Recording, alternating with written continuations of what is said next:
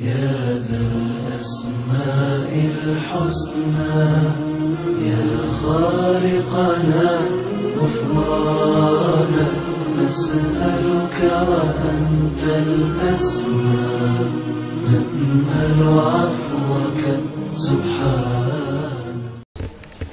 بسم الله الرحمن الرحيم. الحمد لله رب العالمين والصلاة والسلام على رسول الأمين نبينا محمد وعلى آله وصحبه أجمعين.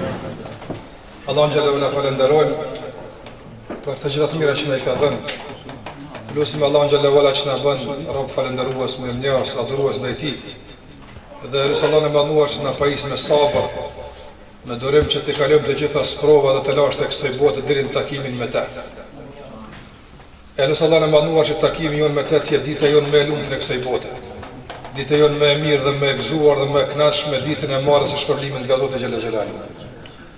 Edhe ju e falënderoj, edhe hoxhën bashkimin e gjithëve, edhe për organizimin, edhe për pjesëmarrjen, edhe për nderimin, edhe për fjalën e dhënë dhe për gjitha. Zoti xhallahu ala është përmbledh dhe dhasht mira. Normalisht kudo që po marrim pjesë dhe kudo që po flitet, nuk është e mundshme me përjashtime të caktuara që në kuadër të fjalimeve që dëgjohen, që trajtohen, mos të përfshihet edhe tema do të thotë sulmin ndaj Islamit, tema armiqësisë, tema luftës, tema ballafaqimit e kështu me radhë.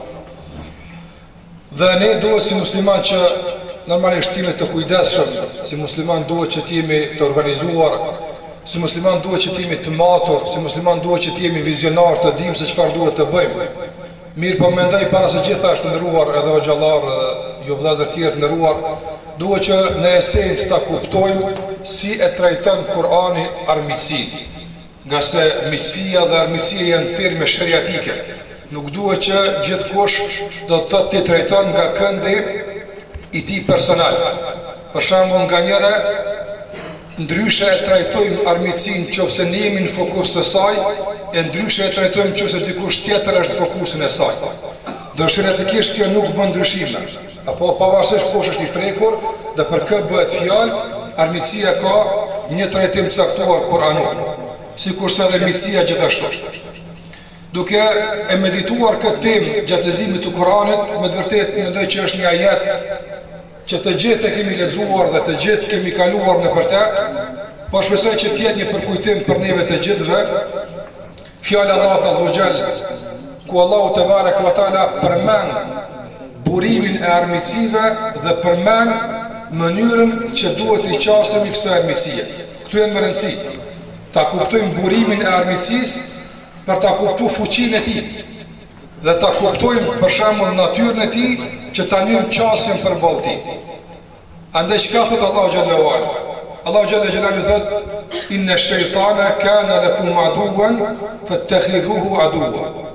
Kjo është mendoj e tëra që duhet në kuadër të kësaj të hartojmë strategji, të hartojmë vizionet tona, gjithashtu edhe planet tona dhe gjithë ato që duhet ta bëjmë, e që mendoj që këtu në këtë pikë më spaku po rrohet kjo temë. Allahu xhallahu ala të nderuar vëllezër thot me të vërtetë shejtani është armiku juaj. Kjo është pjesa e parë që gjithë e dimë. Por pjesa e dytë është më interesante, ku Allahu thot fattakhidhuhu aduwa. Atërë dhe përballë ti, silluni si ndaj armikut.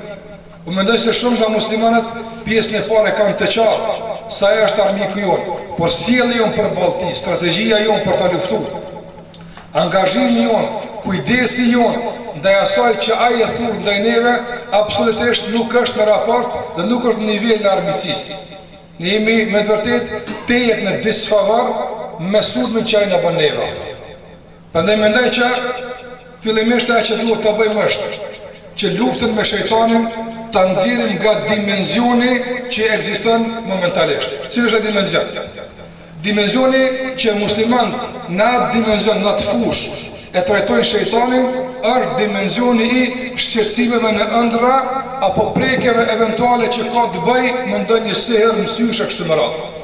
Dhe këtu është ajo ku përmendet shejtani, apo eventualisht në punë të tjera. Në qoftë e kthejmë shikimin tonë ka shariati, jo ka realiteti dhe aktualiteti jonë, unë mendoj të rrodhë se do të befasohemi çfarë trajtimi ka vënë shteti kësaj teme. Ka libra të shumta dhe ka strategji të shumta që janë thurrur se si duhet më trajtu një armik, si duhet më bëj luftra, strategji të kështu me radhë. Po nuk mendoj, jam I bindur këtë që po them, nuk ka libër I cili në mënyrë më të detajzuar e ka trajtuar një armik se Kurani që ka bërë shejtani atë. Para mendone do të dirë në atë mos edhe kur të flajmë ajo është temë bisedave tona. Apo lutja që I bëjmë para se marrë me flajt, për çfarë janë? E thëmë atë kursil se Allahu ta qenë një haris, një mbrojtës, apo që shejtani mos e pas qasën ty. Madje në ëndër kur shqetësohesh është një lloj veprimi që duhet ndërmarr në majt në pështuje me thonë diçka. Madje kur zgjohesh nga shtrati për nevojë të caktuar dhe kthesh prap, është një lloj fërkimi I shtratit, gjitha këto janë pjesë përbërëse të kësaj betejë. Hyrja në banjë, dalja prej saj, ushqimi, e gjitha veprimet jetësore ndërlidhen me betejën. Që t'jep në kuptu shariati se në asnjë moment nuk duhet lëshuar armat. Armat që është shariat në e kap kundër shejtanit atë. Dhe në anën tjetër, të ndërrohë vëllezër, na duhet ta njohim këtë temë dhe ta trajtojmë më tepër që ta njohim burimin e tërë sherrit. Sot stërmadhohet sherri për te mase, për shkak se nuk njihet burimi I tij. Sado që forcat e sherrit mobilizohen, forcohen, I kanë mjetet e sofistikuara e kështu me radhë, burimi I tërë kësaj që I lëviz këtë makineri është shejtani. Mos ekzistimi I tij bën që ato të përdoren hajër. Ekzistimi I tij I destinon në drejtim të kundër të së mirës atë. E kur flet Allahu për burimin e sherrit, respektivisht kur flet për fuqinë e tij, Allahu thot inna kayda shaytani kana da'ifa. Ai është I dobët. Ai nuk ka fuqi, por me një kusht, in kuntum mu'minin, nëse ju jeni besimtarë. Dhe mendoj se të gjithë ne në këtë Ramazan jemi duke e përjetuar, ndoshta në të pavretur, por jemi duke e përjetuar në një mas çka I bie nëse ti e rahaton një armik atë.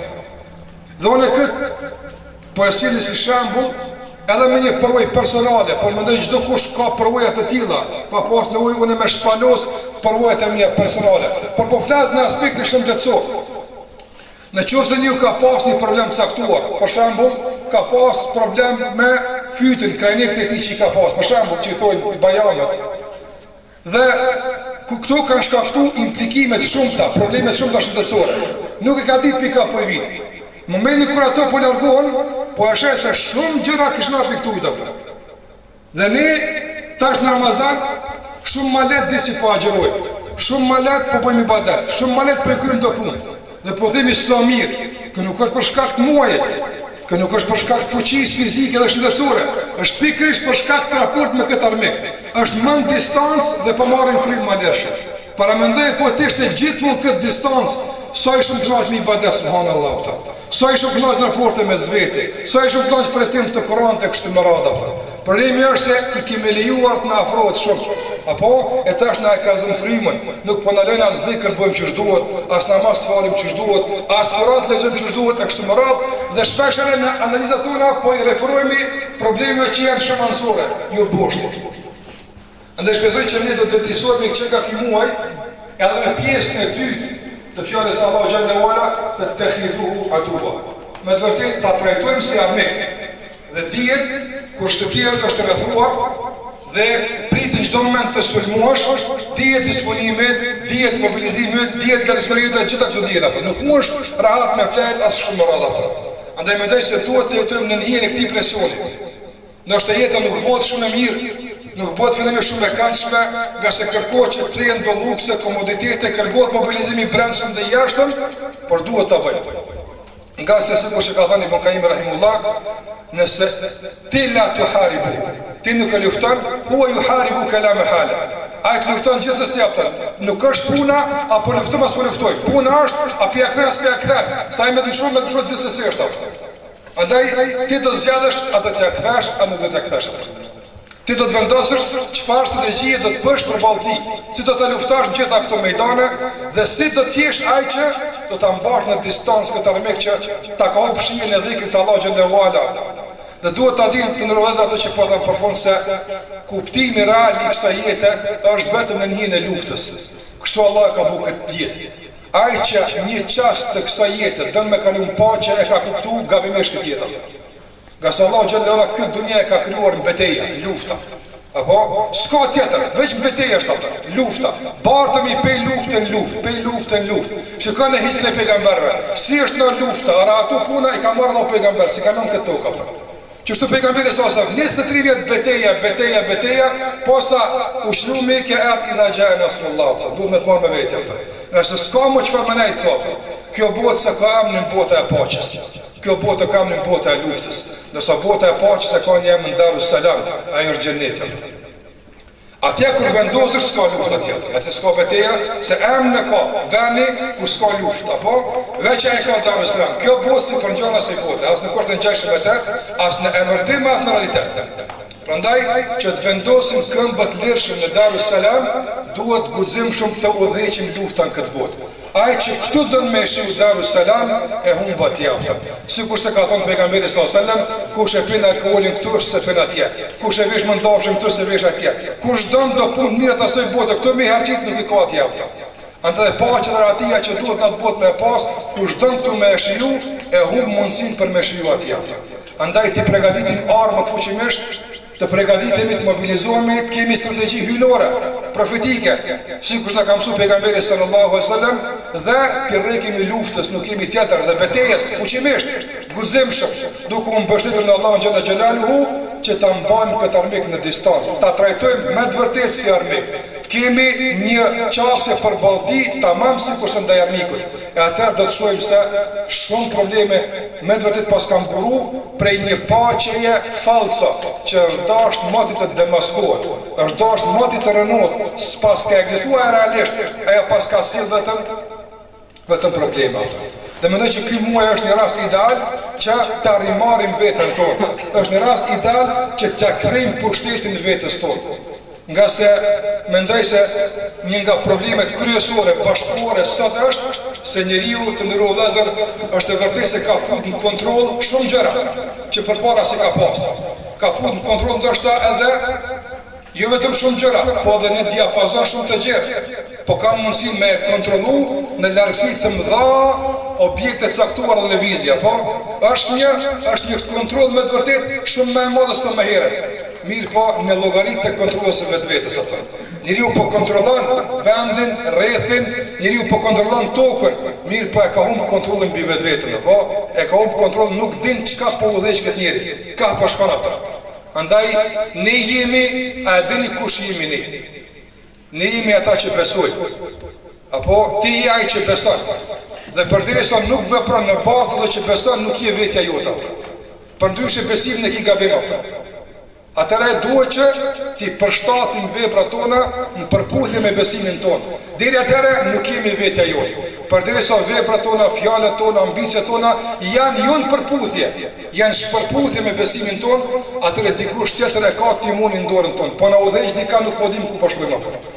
Duhet t'ja rikthejmë timonin vetes tonë. Ti dush më vetë për vetën tonë.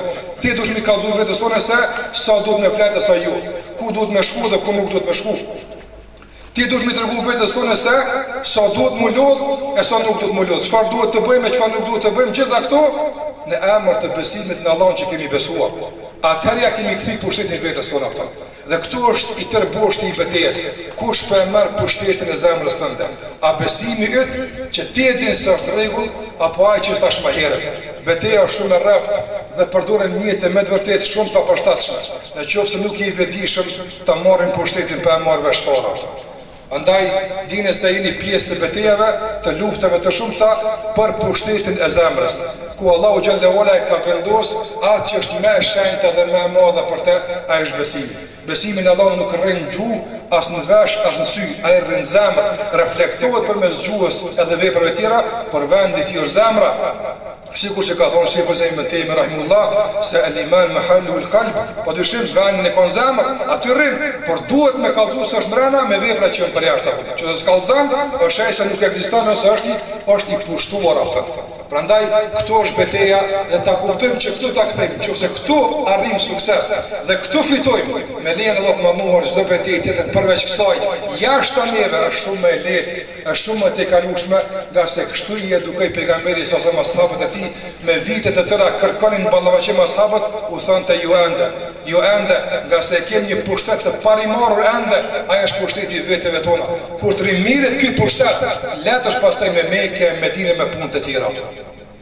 Allah na bëf që me të vërtet të korrim suksese dhe të ngallnim këto betejë, këto luftra, që suksesshëm të atërojmë në Darus Salam, suksesshëm të gëzojmë ëmbëlsirën e shpërblimit të një lodhje të gjatë që Zoti Xhallahu Ala na ka bërë të jetojmë jetën e kësaj bote, dhe në fund të thejmë me të vërtet, ai që tha ai sahabi atë fjalë mrekullueshëm kur doli nga kjo botë, tha fustu wa rabbil Kaaba. Fitova vallahi se edhe pse ishte në kulmin e betejës, por fitova në çfarë kuptimi? E vendosa këmbën në Darus Salam. S'ka më lufta, mos e dita, s'ka beteja, unë fitova.